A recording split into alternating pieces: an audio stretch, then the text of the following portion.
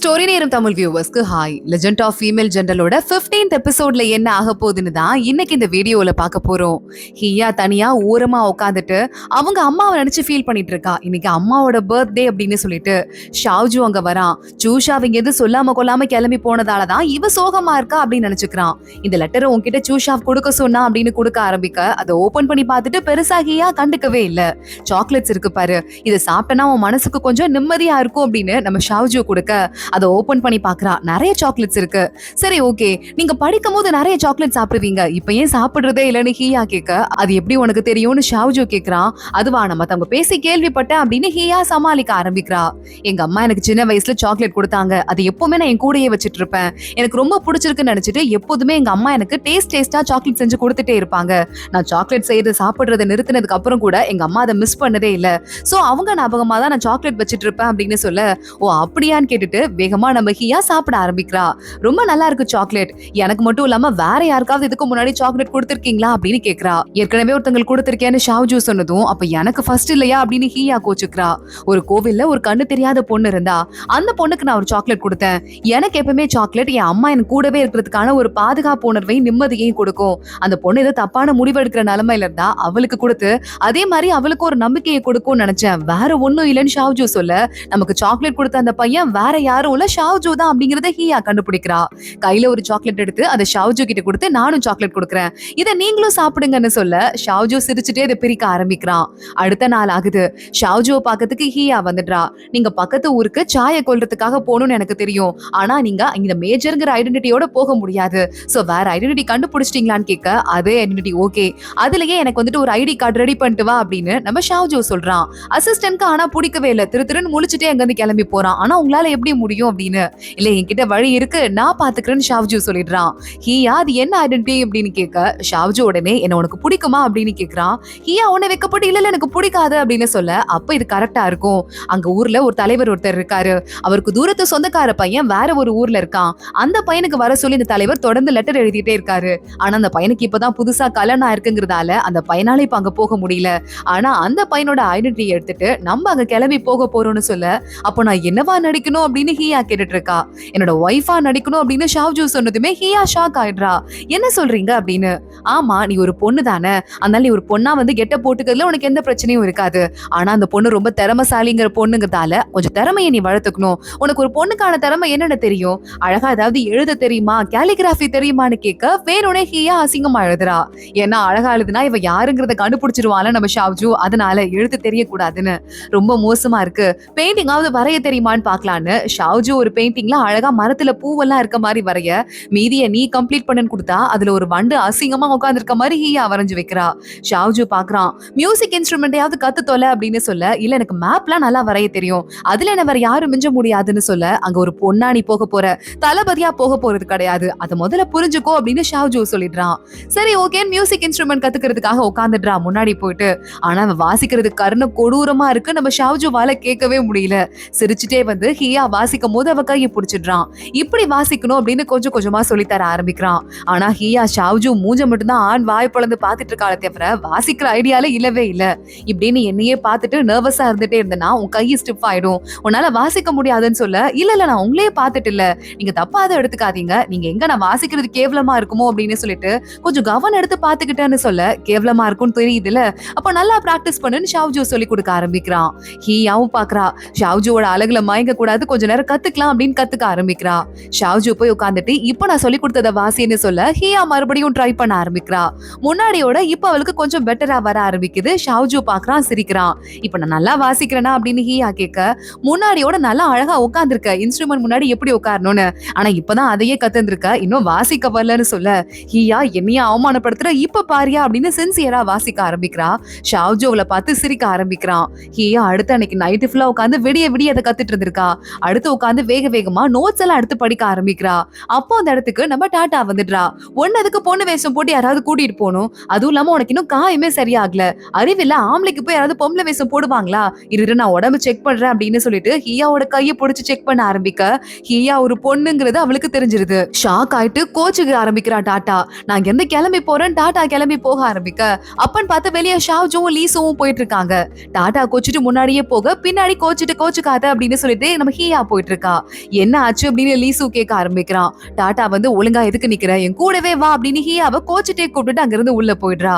உள்ள போனதுமே சாரி என் மேல தப்பா எடுத்துக்காத, நான் ரொம்ப வருஷமா ஆம்பளையா நடிக்கிறேங்கிறதால அது வந்து நான் நடிக்கிறேங்கிறதே சில சமயம் எனக்கு மறந்துரும், அதனாலதான் உன் மேல நம்பிக்கை இல்லாம இல்லன்னு சொல்ல, நீ எனக்கு வந்துட்டு ஆம்பளையா நடிக்கிறது கூட பிரச்சனை இல்ல, இத்தனை நாளா உன் கூட ஒரே ஒரு பொண்ணா நான் இருந்திருக்கேன், நானும் பொண்ணுதான் நீ என் கூட சொல்லி இருந்திருக்கலாம்ல, அந்த அளவுக்கு கூடவா நம்பிக்கை இல்லாம இருந்திருக்கேன், அப்பல இருந்து நான் வந்து பாத்துட்டே இருந்தேன், ஒரு பொண்ணுங்களுக்கு எவ்வளவு கஷ்டம் வரும்னு எனக்கு தெரியும் இந்த மாதிரி போர்ல இருக்கும்போது, நான் சொல்லியிருந்தா நான் வந்து உனக்கு நிறைய ஹெல்ப் பண்ணி இருப்பேன்ல அப்படின்னு சொல்ல, சரி ஓகே நான் இப்போ உன்கிட்ட சொல்றேன், நான் ஒரு பொண்ணு ஆனா எனக்கு ஒரு பெரிய தளபதி ஆகணும்னு ஆசை, பொண்ணுங்க என்ன வேணா ஆகலாங்கிறத நான் நிரூபிக்கணும், அதான் எனக்கு வேணும்னு ஹியா சொல்ல டாடா பாக்குறா.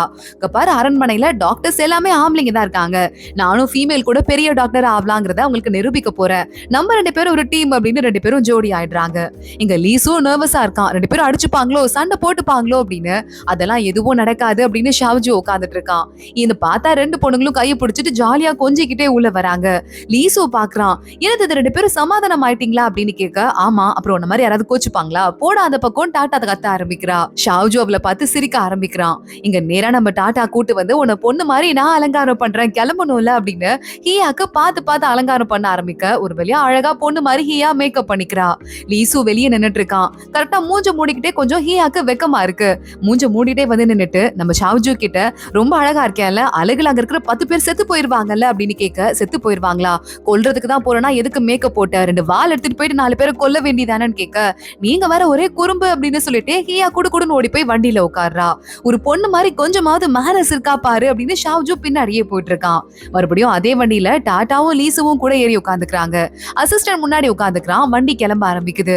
ஹியா ரொம்ப திமிரா தென்னாவிட்டா அப்படியே காலை பரப்பி வச்சுட்டு, இன்னும் வந்து ஒரு மிலிட்டரி வீரன் ரேஞ்சிலே உட்காந்துட்டு இருக்க, ஒழுங்கா உட்கார தெரியாதா, இப்ப நீ ஒரு பொண்ணா இருக்கா, அதை ஞாபகம் வச்சுக்கோன்னு ஷாவ்ஜு சொல்றான். சரி ஓகே நீ கவலையே படாதுன்னு பக்கத்துல இருந்து டாட்டா, ஒரு பொண்ணா எப்படி பிஹேவ் பண்ணும் நான் சொல்லி தரேன், அதெல்லாம் ஈஸி தான் கத்துக்கிறது அப்படின்னு சொல்லிட்டு இருக்கா. அப்போ உடனே லீசு சொல்றான், நீ வந்து ஒய்ஃபா தானே போற, எப்படி உன் புருஷனை கூப்பிடுவ, எங்க ஆரம்பி பார்க்கலாம் அப்படின்னு சொல்ல, ஆரம்பிக்கலான்னு ஹியா போயிட்டு இருக்கா. இல்ல போதும் நிறுத்து, எதுவா இருந்தாலும் நீ நல்லா பண்ணுவன்னு தெரியும், அங்க போயே ட்ரை பண்ணிக்கோ அப்படின்னு வெக்க போட்டுட்டு ஷாவ்ஜு வாய அங்கேயே மூடி விட்டுறான். ஷாவ்ஜு போய் இறங்கி கீழே வெயிட் பண்ணிட்டு இருக்கான். கைய பிடிங்க, கைய பிடிச்சுதான் ஒரு பொண்ணை இறங்கணும் அப்படின்னு ஹியா சொல்றா. ஷாவ்ஜுவும் இதுக்கு ஒன்னும் குறைச்சல் இல்ல, நம்மள கைய பிடிச்சு கீழே இறக்கி விட்டுட்டு இருக்கான். அசிஸ்டன்ட் மத்தவங்க எல்லாம் எங்கன்னு கேட்க, அவங்களுக்கு எல்லாம் வேற வேற வேலை இருக்குன்னு ஷாவ்ஜு சொல்றான். அப்படியா ஓகேங்க வாங்க வாங்க கிளம்பி நம்ம சொந்தக்காரங்க வீட்டுக்கு போலான்னு கையை பிடிச்சு கூப்பிட, வா போலான்னு ஷாவ்ஜுவும் அங்க இருந்து கிளம்புறான். இத தூரமா அங்க ஒரு ஹோட்டல்ல இருந்து ஷூஷாவ் அவனோட அசிஸ்டன்ட் 2 பேருமே பாத்துடுறாங்க. இப்படி ஒரு வேற கெட்டப்ல வந்திருப்பான் போல, என்ன கெட்டப் அப்படின்னு நல்லா வாட்ச் பண்ணிட்டே இருக்கணும், இந்த கெட்டப்ல வந்திருக்கதால சாய் அவனுக்கு கொல்றது பெரிய கஷ்டமா இருக்காது, சோ அதை நம்ம நடக்காம பாத்துக்கணும் அப்படின்னு சொல்லிட்டு ஷூஷாவ் பிளான் போட ஆரம்பிக்கிறான். ஹியாவும் ஷாவ்ஜுவும் அந்த சொந்தக்காரங்கன்னு சொல்லிட்டு அவங்க வீட்டுக்கு போறாங்க. இவங்க போகும்போதே நிறைய கிஃப்ட் எல்லாம் வாங்கிட்டு போயிருக்காங்க. இது ஒரு பெரிய பணக்கார வீடு வேற.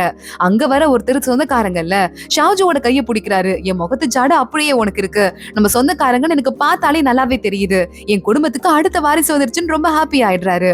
அதுவும் ஒய்ஃப் இவ்வளவு அழகா இருக்கா, நீ எல்லார்கிட்டையும் ஒய்ஃபை பத்தி பெருமையா சொல்லிக்குவா நான் கேள்விப்பட்டேன், இன்னைக்குதான் அது எவ்வளவு உண்மைன்னு தெரியுது, வாங்க வாங்க உங்களை தங்க வைக்கிறேன் அப்படின்னு 2 பேரையும் கூட்டிட்டு, இந்த ரூம் தான் இருக்கிறதுலே பெரிய ரூம் இந்த வீட்லயே அப்படின்னு கூட்டு போறாங்க. 2 பேரும் உள்ள போனதுக்கு அப்புறமா அந்த ரூம் பார்த்தா ஃபர்ஸ்ட் நைட் கெட்டப்ல வந்து அலங்காரம் பண்ணப்பட்டிருக்கு. நீங்க புதுசா கல்யாணம் ஆனவங்கல்ல, சோ உங்களுக்கு ஃபர்ஸ்ட் நைட் ரூம் ரெடி பண்ணிருக்கேன், நீங்க 2 பேரும் இங்க இருங்கன்னு சொல்லிட்டு உனக்கு ஒரு சர்ப்ரைஸ் இருக்குன்னு ஹியா காதுல சொல்லிட்டு அந்த லேடி அங்க இருந்து போறா. ஹியா என்ன சர்ப்ரைஸா இருக்கும் அப்படின்னு அங்க ஒரு போர்டுல சுத்துற போர்டு இருக்கு, அதை திருப்பலான்னு பாக்குறா. அதுல பாதியிலே பார்த்தா ஒரு ரொமான்டிக்கான ஒரு ஓவியம் ஒண்ணு வரைஞ்சிருக்கு. ஷாவ்ஜு அதை பாத்துடுறான். ஹியா கண்ணுல படக்கூடாது, வேணாம் வேணாம் திருப்பாத அப்படின்னு சொல்லிட்டு இருக்க. ஹியா என்ன இருக்கு நான் பாக்குறேன்னு திருப்பிடுறா.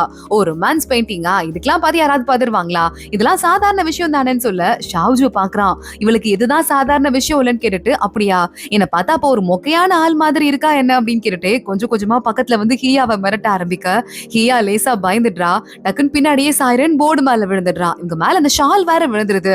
2 பேரும் பக்கத்துல கிஸ் பண்ணிக்கிற மாதிரி போயிட்டு அதிர்ச்சியில இருக்க. அப்பன்னு பார்த்து நம்ம ஷாவ்ஜுவோட அசிஸ்டன்ட் உள்ள வந்துடுறான். அவன் பார்த்து பதறான். அதை பார்த்து இந்த 2 பேரும் பதறாங்க. உடனே ஒரே காமெடியா இருக்கு.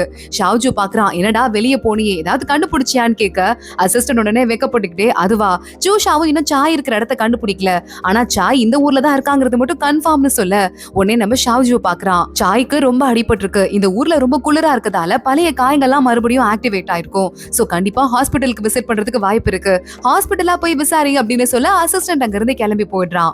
உன் ஒய்ஃப் வேலையை நீ நல்லா பாத்துக்கிட்டா போதும், அதுதான் உன் வேலை, மத்தபடி நீ எதுலயும் கான்சென்ட்ரேட் பண்ண வேண்டாம் அப்படின்னு அங்க ஷாவ்ஜு ஹியாட்ட சொல்லிடுறான். ஹியா உட்காந்துட்டு நான் மேக்கப் போடணும். ஆனா புருஷங்க தான் எப்பவுமே வந்து புருவெல்லாம் ஒரு பொண்டாட்டிக்கு வரைஞ்சு விடுவாங்களாம். அத நம்ம ஃபாலோ பண்ணலாமான்னு கேட்டுட்டு நக்கல் பண்ண ஆரம்பிக்க ஷாஜு வரான். சரி ஓகே அப்படின்னு வரமாட்டான்னு நினைச்சேன். வந்துட்டானே அப்படின்னு ஹியா வெக்கப்பட ஆரம்பிக்க இவளுக்கு ஐப்ரோஸ் போட்டு விட ஆரம்பிக்கிறான். ஆனா ஹியாக்கு முகம்லாம் செவந்துருது. ஆமா ஏன் உனக்கு முகம்லாம் செவந்துருதுன்னு கேட்க இல்ல இல்ல குளிர் கொஞ்சம் ஓவரா இருக்கு அப்படின்னு இவ சமாளிக்க ஆரம்பிக்கிறா.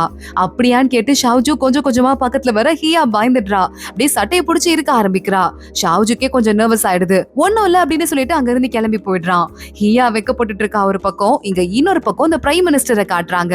பிரைம் மினிஸ்டர் ஒருத்தர ரகசியமா பார்க்க வந்துட்டு இருக்கான். அதுவும் இந்த ஊர் இப்ப நம்ம ஷாவுஜு போயிருக்கான்ல அந்த ஊர்க்காரன் சாயின்னு ஒருத்தன் உங்க ஊர்ல இருக்கான். அவன் அடையாளமே தெரியாம அழிச்சிடணும். இந்த வேலையை நீ எடுத்துக்கோ அப்படின்னு ஜூஷாவ் மேலேயே நம்பிக்கை இல்லாம இந்த வேலையை வேற ஒருத்தங்க கிட்ட கொடுக்குறாரு இந்த பிரைம் மினிஸ்டர். அதோட தான் இந்த எபிசோட் முடியுது.